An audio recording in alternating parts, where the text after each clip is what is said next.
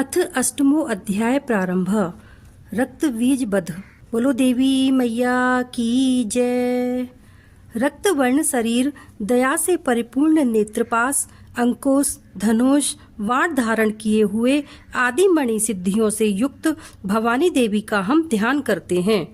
ऋषि बोले, इस प्रकार चंड और मुंड महाअसुरों को बहुत सी सेना सहित मार दिया तो असुरेश्वर प्रतापी शुंभ ने अत्यंत क्रोध युक्त होकर अपनी संपूर्ण सेना को संग्राम के लिए आदेश दे दिया और बोला कि आज 86 शीघ्र लड़ने वाले उदायुद्र असुर सेनापति और 84 कुंभु संख्याकृति वाले असुर सेनापति अपनी अपनी पूर्ण ताकत के साथ सेना को लेकर संग्राम में जावें। कोटिवीर्य नाम वाले असुरों के 47 कुल धूम्र वंश में उत्पन्न हुए 500 कुल युद्ध करने के लिए मेरी आज्ञा से शीघ्र चले जावें। बालक, दौहार्द, मयूरवंशी तथा कालवंशी असुर युद्ध में लड़ने के लिए मेरी आज्ञा से शीघ्र चले जावें। इस प्रकार भयंकर शासक असुरराज शुंभ ने आज्ञा देकर कई हजार महासेना को चुन चुनकर इकट्ठा कर लिया, अपने साथ लेकर लड़ने के लिए चल दिए। अत्यंत भयानक उसकी सेना चंडिका देवी ने अपने प्रति आती देख धनुष की टंकारों से पृथ्वी आकाश को गुंजायमान कर दिया। हे नृप, तदनंतर सिंह ने भी महान गर्जना की। उस समय चंडिका ने अपना घंटा बजाकर दूना शब्द कर दिया, जिससे काली का मुंह बढ़ गया। धनुष की डोरी चढ़ाने तथा सिंह घंटा बजाने से इतना शब्द गुंजार हो गया कि चारों दिशाएं परिपूर्ण हो गईं। इस प्रकार के शब्द को श्रवण कर असुर सेना ने बड़े क्रोध में आकर चारों दिशाओं से बाणों की वर्षा कर देवी के सिंह और काली को घेर लिया। हे नृप, इसी समय दैत्यों के संहार करने तथा देवताओं का कष्ट निवारण के लिए ब्रह्मा, शंकर, स्वामी कार्तिकेय, विष्णु तथा इंद्रादिक देवताओं के शरीर से शक्तियां उत्पन्न होकर जो जैसे देवता थे वे उन्हीं के समान रूप पराक्रम युक्त चंडिका देवी के निकट गईं। ये शक्तियां जो जैसा देवता था वे उन्हीं के समान रूप, आभूषण और वाहन से युक्त असुरों से युद्ध करने के लिए आईं। हंस सहित विमान में बैठ रुद्राक्ष की माला गले में पहने हुए, कमंडलू हाथ में लिए हुए ब्रह्मा की शक्ति आई, इसलिए उसका नाम ब्रह्माणी हुआ। शिवजी की शक्ति बैल पर बैठ त्रिशूल हाथ में लिए महानाग का कंकड़ और चंद्र रेखा से सुशोभित होकर वहां आई। स्वामी कार्तिकेय जी की शक्ति कौमारी अंबिका देवी उन्हीं के समान स्वरूप धारण करके उत्तम मोर पर बैठकर शक्ति को कर कमलों में लिए असुरों से युद्ध करने को वहां आई। उसी प्रकार भगवान विष्णु की शक्ति गरुड़ पर बैठकर चक्र, गदा, शंख, धनुष और खड्ग को अपने कर कमलों में धारण किए वहां आई। यज्ञ 12 भगवान की शक्ति जिनका की अतुल स्वरूप था, वे 12 ही देवी भी उस युद्ध में सुंदर शरीर को धारण किए हुए आई।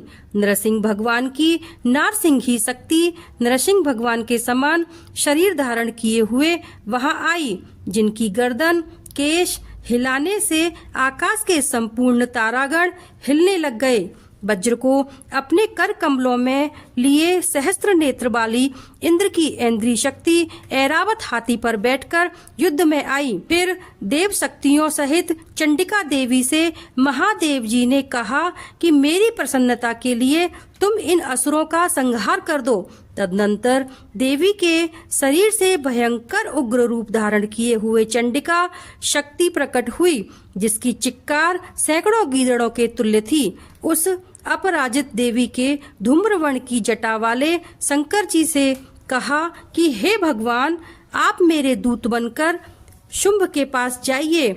अति घमंडी शुंभ, निशुंभ तथा अन्य असुर जो युद्ध करने के लिए वहां उपस्थित हैं, उनसे कहना कि हे असुरों, तुमको जीवित रहना हो तो पाताल लोक में चले जाइए।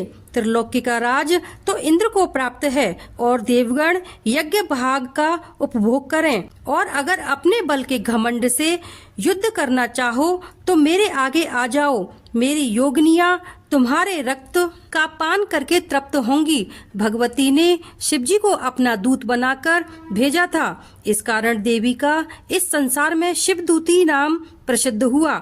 भगवान शंकर द्वारा देवी की बातों को सुनकर वे असुर अत्यंत क्रोधित हुए और जहाँ कल्याणी देवी थी उसके पास चले गए और फिर असुरों ने क्रोध में आकर देवी के ऊपर वाण, शक्ति और रिष्टि आदि की वर्षा की। असुरों द्वारा चलाए गए वाण, शूल, शक्ति और फरसा को उस देवी ने अपने धनुष द्वारा छोड़े बाणों से क्रीड़ा मात्र में खंड खंड कर दिया और उस काली देवी ने शत्रुओं को अपने त्रिशूल से विदीर्ण करते हुए खंगवांग से कुचलते हुए आप इधर उधर घूमने लगीं और ब्राह्मणी देवी जहाँ जाती वहाँ कमंडलू से उन असुरों पर जल छिड़क देती थी, जिससे उनके बल, वीर्य, पराक्रम नष्ट हो जाते थे। इसी प्रकार से माहेश्वरी ने अत्यंत क्रोधित होकर त्रिशूल से तथा वैष्णवी देवी ने चक्र से, कौमारी देवी ने शक्ति से शत्रुओं का विनाश कर दिया। ऐन्द्री देवी ने वज्र के प्रहार से सैकड़ों दैत्य और दानव को काट डाला, जिससे वे पृथ्वी पर गिर पड़े तथा शरीर से रक्त बहने लगा। बाराही देवी ने अपने तुंड प्रहार से ही असुरों को नष्ट कर दिया तथा कुछ असुरों के वक्षस्थल को अपनी दाढ़ों के अग्रभाग से फाड़ दिया और कुछ असुरों को चक्र से काट काट कर पृथ्वी पर सुला दिया। नारसिंही देवी अपने नखों से असुरों को फाड़ फाड़ कर खाते हुए संपूर्ण दिशाओं को और अपने घोर शब्द से पूर्ण करते हुए रणभूमि पर विचरने लगी तथा शिवदूती देवी के विकट अट्टहास से व्याकुल होकर भूमि पर मूर्छित होकर गिर पड़े। पृथ्वी पर गिरते ही वह देवी उनको खाने लग गई। इस प्रकार मातृगणों के क्रोध से महाअसुरों का विनाश होते देख असुरों की सेना रणभूमि से भागने लगी। असुर सेना की मातृगणों से पीड़ित होकर भगते हुए देख रक्तबीज नामक महादैत्य क्रोध में भरकर युद्ध करने के लिए आया। उसके शरीर से रक्त की बूंद पृथ्वी पर गिरती, तब उसके बूंद से उसी समय उस रक्तबीज के बल के समान एक दूसरा महादैत्य पृथ्वी पर उत्पन्न हो जाता था। वह महाअसुर हाथ में गदा लेकर ऐन्द्री देवी के साथ लड़ने लगा। तब देवी ने वज्र से रक्तबीज को मारा। तदनंतर वज्र प्रहार के लगते ही शरीर से बहुत सा रक्त गिरा और उससे उसी के समान स्वरूप और पराक्रम वाले वीर असुर उत्पन्न हो गए। पृथ्वी पर उसके शरीर से जितनी रक्त की बूंदें गिरती थीं, उतनी ही संख्या में बल, वीर्य युक्त पराक्रम वाले असुर उत्पन्न होते थे। इस प्रकार रक्त बीज से उत्पन्न संपूर्ण दैत्य शस्त्रों की वर्षा कर मातुगणों के साथ घोर युद्ध करने लगे। फिर देवी ने वज्र प्रहार से उसका सिर काट दिया तो उसके शरीर से जो रक्त बहा उससे हजारों रक्तबीज पुरुष उत्पन्न हो गए। रण में वैष्णवी देवी ने चक्र फेंक कर मारा और ऐन्द्री ने गदा मारी। वैष्णवी के चक्र से कट जाने पर उस रक्तबीज के शरीर से जो रक्त गिरा उससे उसी के तुल्य हजारों असुर उत्पन्न हो गए, जिससे संपूर्ण विश्व व्याप्त हो गया। तदनंतर कौमारी ने शक्ति से, बाराही ने खंग से और माहेश्वरी ने त्रिशूल से उस महाअसुर रक्तबीज को मारा। उस महाअसुर रक्तबीज ने क्रोध युक्त होकर समस्त मात्र शक्तियों पर गदा से पृथक पृथक प्रहार किया।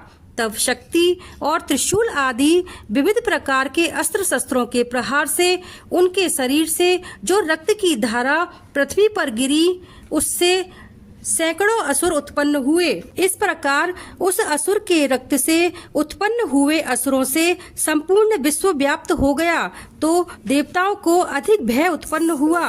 तब तो देवताओं को दुखी देख चंडिका काली से बोली, हे चामुंडे, तुम अपना मुंह बड़ा करो और मेरे शस्त्र के प्रहार से मारे गए असुरों के शरीर से गिरे हुए रक्त से उत्पन्न महाअसुरों को आप अपने मुंह से भक्षण करो। इस प्रकार युद्ध में रक्त से उत्पन्न असुरों का भक्षण करती हुई भ्रमण करोगी तो उस असुर का संपूर्ण रक्त नष्ट हो जाएगा और इस प्रकार आप उन असुरों का भक्षण करने लगी तो अन्य नए असुर उत्पन्न नहीं हो सकेंगे।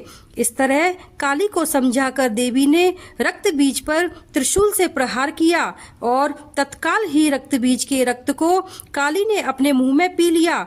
उसी समय चंडिका पर रक्त बीज ने गदा मारी, परंतु देवी के ऊपर उस गदा के मारने से कुछ भी असर नहीं हुआ। उस घायल असुर के शरीर से रक्त गिरने लगा और उस रक्त को चामुंडा ने पीना प्रारंभ कर दिया और उसके मुंह में असुर उत्पन्न होने लगे। उन असुरों को चामुंडा खा जाती तथा रक्त पी जाती थी। देवी ने त्रिशूल, वज्र, बाण, तलवार, रिष्टि से रक्त बीज को मार डाला। हे नृप, शस्त्रों के प्रहार से घायल और रक्त रहित होकर रक्त बीज पृथ्वी पर गिर पड़ा। हे राजन सुरथ, उस रक्त बीज के गिरते ही देवता अत्यंत प्रसन्न हुए और मातृशक्तियां उन महाअसुरों का रक्त पी पी कर मदोन्नत हो नाचने लगीं। बोलो देवी मैया की जय। इति 8वां अध्याय समाप्त। हेलो फ्रेंड्स, मैं हूं निक्की। अगर आपको मेरा देवी माँ का 8वां अध्याय अच्छा लगा है तो please like, comment and subscribe कीजिए। धन्यवाद।